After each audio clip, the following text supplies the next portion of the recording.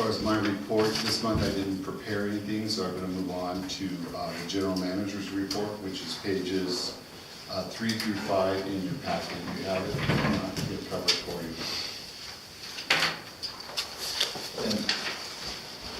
And there's also a 2-page handout that I thought was worthy of delivery today, and I'll address that when I get to that in the report. Okay. That's the one with the Lake Top Pedro logo on the front. Okay. Letter to the Department of Water Resources. A lot of, and again, a lot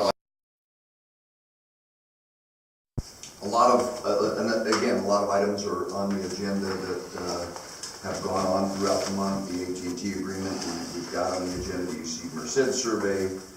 The nitrate reporting violation is one that is still being worked out between the lab and the state. That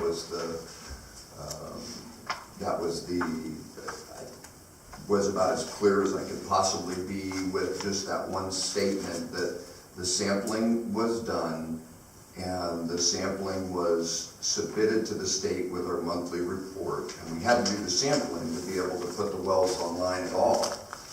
And so when that was done and submitted to the state, the lab was supposed to also transmit that electronically, and they did, and it failed, and they did, and it failed again. And they've had a number of excuses of why that didn't get done.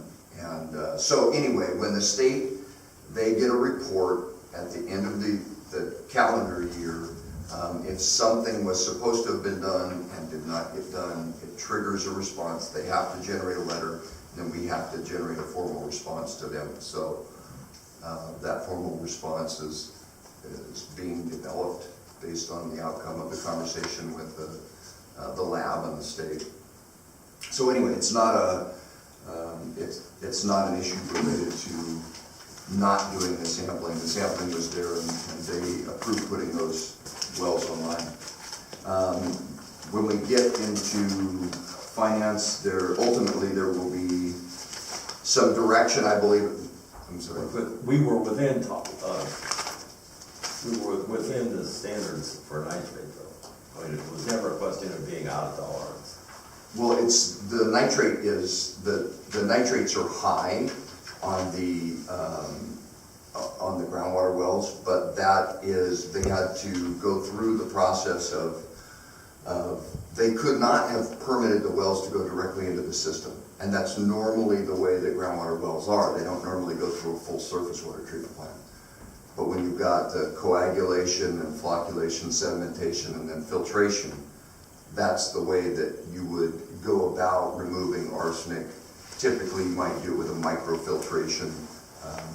So the state was comfortable with the fact that it was going to go through the system and it would be blended to some degree with the surface water. So, and they're in the process of revising our permit, and our permit will explain exactly if there's a change in sampling locations, sampling frequency, treatment process, performance criteria, or any of that. But there's never a question the finished product was within standard. No. And so in finance, I did detail that I had asked for a board member or two to join Cindy and I in having a conversation with the accounting firm. And basically it would be like if they were in the office here, which in many cases you have your finance staff in the office, and having a couple board members sit down to have a conversation about the finances of the district, the policies and procedures and all that. This is what went on, and that is in my report. I have listed some things that we may want to consider for future policy direction of the board if we want to address some concerns. So I don't have any specific recommended action.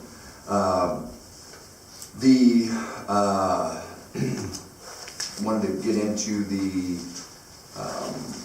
fact that we are moving forward with continued project planning on the Irwin project, and that is both on the agenda today, but then also we talked about it the last board meeting, and we'll be talking about it at this meeting too, and because it is taking up a lot of time in processing invoices and developing the accounts and accounting for the money and billing the state and making sure that things are right. All of the paperwork associated with the contracting is, it just takes more effort. So just understand when Cindy has a look of panic on her face, or I do, in many cases the paperwork on these projects can take up a lot of our time. Again, I don't have any real recommendations there at this point, but also wanted to get into just a little bit of detail on the intake booster. We talked about having a little bit of information included on how that system works. And I realize these are pieces of technical drawings, but I didn't think we needed to put a whole bunch of technical engineering information in the packet. So I want you to just look at that first figure, which is considered figure 1 on the left hand. On the left it says figure 1. It is showing the 2 pumps, and down below in figure 2, each of the numbers up above correspond with the numbers down below. Okay, so the numbers in circles correspond with the numbers below. And this basically right now, the pump is the square with the circle in the middle of it, the center pipe that goes across between the two. That's our existing pump system.